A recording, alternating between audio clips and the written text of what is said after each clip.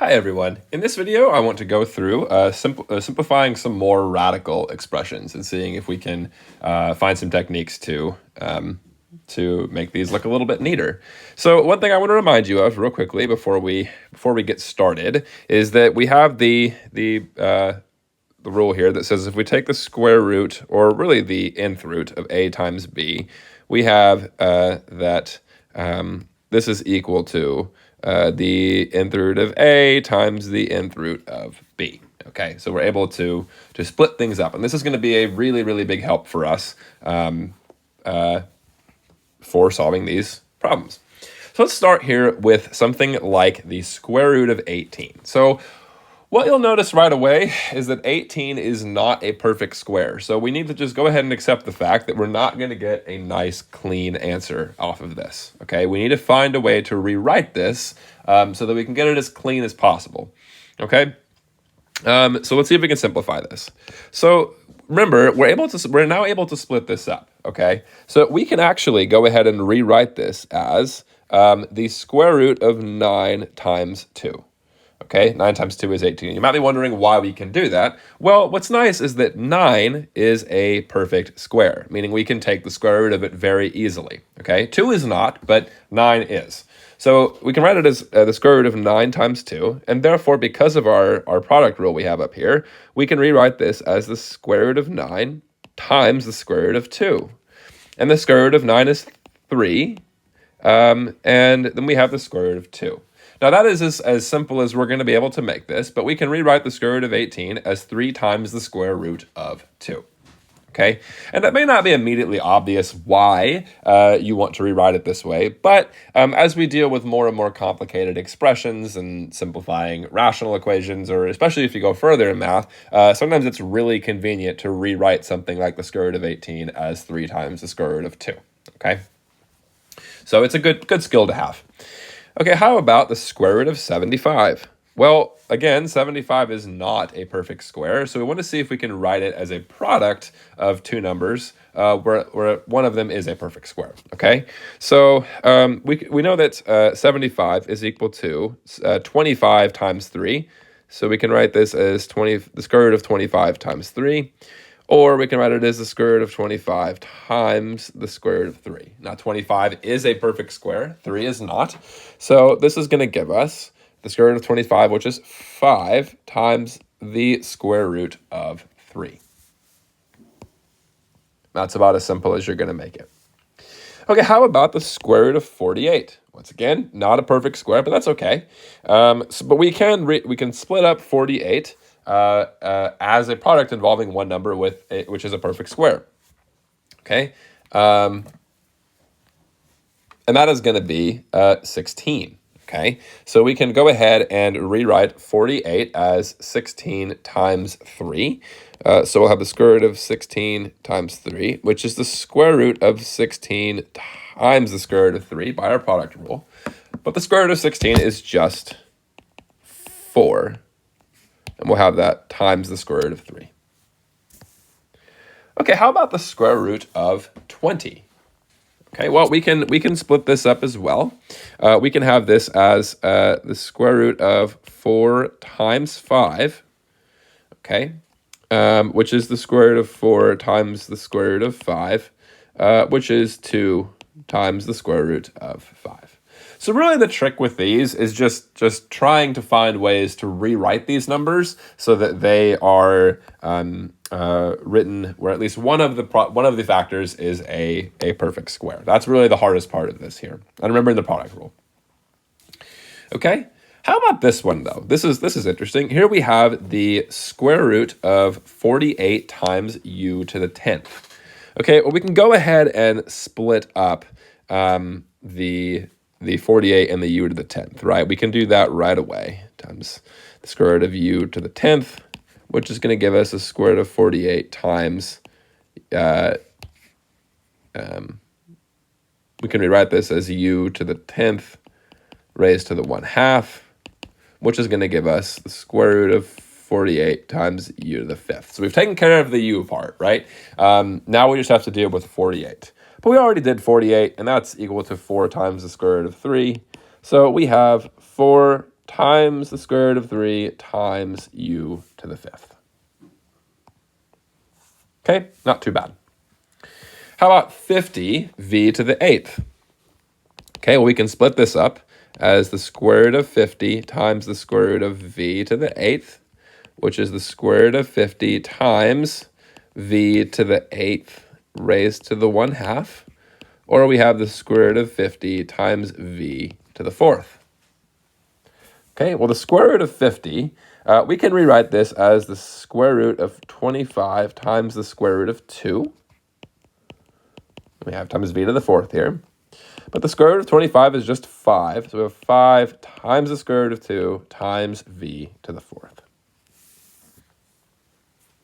Okay, so like I've said, and we're going to do several more examples here, but really the trick is just figuring out how to split these up so that you can simplify them as much as possible.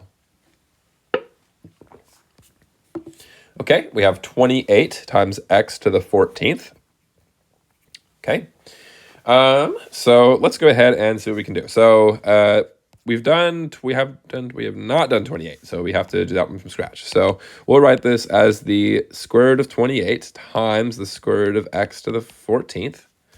Okay, so we'll have the square root of 28 times x to the 14th raised to the 1/2. Or we have this as the square root of 28 times x to the 7th. Okay, because if we take 14 times 1/2, we get 7. Okay, so 28, that's going to be probably 4 and 7, right? So we'll do the square root of 4 times square root of 7 times x to the 7th. And the square root of 4 is just 2, so we'll have 2 times the square root of 7 times x to the 7th.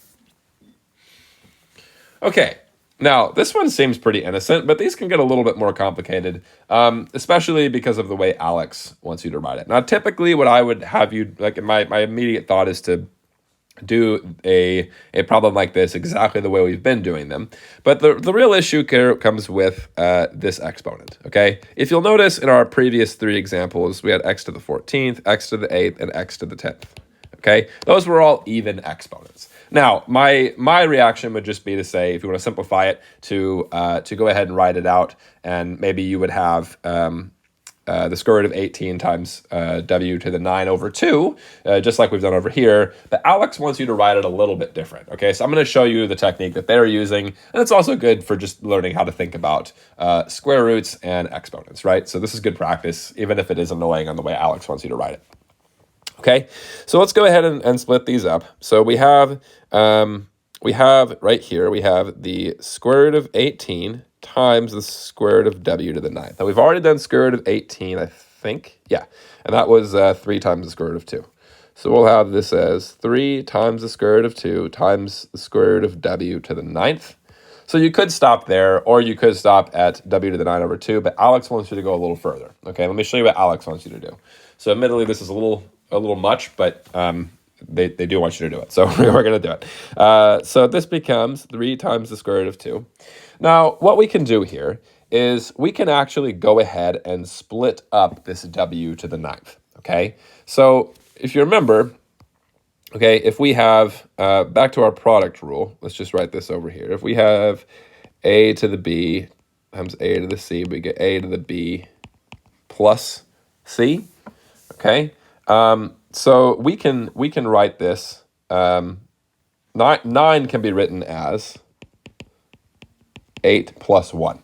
Okay, this seems pretty obvious, but you'll see why this is important here in a second. So we can rewrite this as the square root of w to the 8 plus 1. Or we have 3 times the square root of 2 times the square root of w to the 8th, w to the 1, or just w. And so now we can split this up again. So we have 3 times the square root of 2 times the square root of w to the 8th times the square root of w. And we get 3 times the square root of 2. And we can rewrite the square root of w to the 8th as just w to the 4th. And then we have the square root of w.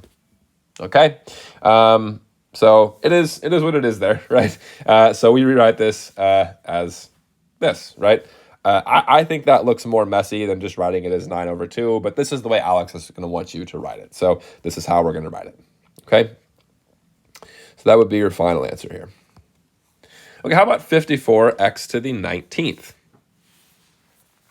Okay, 54x to the 19th. So if we have 54x to the 19th, we can split this up as the square root of 54, which have we done that? I don't know. I don't think we have. Nope, we have not, so we'll do that one. Okay, and then we'll have the square root of x to the 19th. Okay, well, this is going to be 54. We could do 6 and 9, right? So 9 is this perfect square, and 6 is not, but that's okay. So we have the square root of 9 times the square root of 6 times the square root of x to the 19th. Square root of 9 is just 3. So we have 3 times the square root of 6 times the square root of x to the 19th.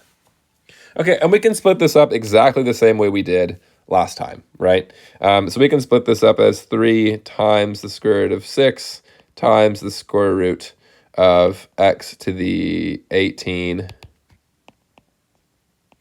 plus 1. The idea is we're trying to split this up into one variable raised to an exponent that is even plus one that is odd, right? So we can write this as 3 times the square root of 6 times the square root of x to the 18th times the square root of x to the 1, or just x. And therefore we have 3 times the square root of 6 times the square root of x to the 18th, which is just x to the 9th, times the square root of x. Okay, well, let's shift topics just a little bit here. Here we have the third root of 24. Third root of 24. Okay, so you'll notice that a 24 is not a perfect third, a perfect cube or a perfect third power, right? So we have to try and split this up a little bit into a number that is, and then a number that is not. Well, what we'll notice is that 24 can be written as 8 times 3. Okay. So 24 can be written as 8 times 3. And therefore, we can split this up as the cube root of 8 times the cube root of 3. And the cube root of 8 is just 2. And the cube root of 3 is that. It's the cube root of 3. There's nothing we can do to improve that. So our answer is going to be 2 times the cube root of 3. Okay, let's look at the fifth root of 96. Okay, the fifth root of 96. So this one's a little bit more complicated. Well, it might seem more complicated, but I don't think it's too bad. If you have 96, let's try to think of common fifth powers. Well, we're pretty much done. If we were to try to take the fifth, or take 3 to the fifth, we're going to get 243. So we know we're going to have to write this as something that is a perfect fifth root of, meaning it's going to be 2, right? That's going to be, we're going to try to reduce this to 2. So what we can do is we can rewrite this as the fifth root of 32 times 3, which is going to give us, if we split that up, that's going to give us the fifth root of 32 times the fifth root of 3. Okay, we can't do anything with the fifth root of 3, but the fifth root of 32 is just 2. So we have 2 times the fifth root of 3. Okay, let's look at one that's a little bit more complicated here. Here we have 81, the fourth root of 81 times u to the 7th. So let's go ahead and divide those up. So we have the fourth root of 81 times the fourth root of u to the 7th. Okay. So what's nice is that we know that the fourth root of 81 is just indeed 3. So that works out very nicely, right? So we have that's just 3 times the fourth root of u to the 7th. Okay, and Alex wants you to do something a little bit differently here. Again, if you stopped there on a test, I wouldn't be bothered by that. Stopping right here, I think that's written very nicely. But Alex wants you to go a little further. So we want to try to write u to the 7th in something that is divisible by 4 and then something that is not, because 7 is not divisible by 4, so we can't cleanly do that. But we can write this as 3 times the 4th root of u to the, let's do 4 plus 3, which is going to give us 3 times the 4th root of u to the 4th times u to the 3rd. Okay, so we have 3 times the 4th root of u to the 4th times the 4th root of u to the 3rd. So we can write this as 3 times, if we get the 4th root of u to the 4th, that's just u. So we have 3u times the 4th root of u to the 3rd. And that would be your final answer. Okay, so last one here. Here we have the 4th root of 162 times x to the 13th. Okay, so let's start by going ahead and rewriting 106. Well, let's put this up. So we have the 4th root of 162 times the 4th root of x to the 13th. Okay, so I'm thinking we could do probably 81. So 81 is a perfect 4th power. So we can write this as the 4th root of 81 times the 81. My bad. 81 times 2. That would give us 162 times the 4th root of x to the 13th. Okay, we can split these up. So we have the 4th root of 81 times the 4th root of 2 times the 4th root of x to the 13th. And we saw from the last one that the 4th root of 81 is just 3. So then we have times the 4th root of 2 times the 4th root of x to the 13th. And again, Alex wants you to see if you can split this up. So I'm thinking 12 and 1. Okay, 12 is going to be divisible by 4, so that'll be good. So we can write this as 3 times the 4th root of 2 times the 4th root of x to the 12 plus 1, or 3 times the 4th root of 2 times the 4th root of x to the 12th times the 4th root of x.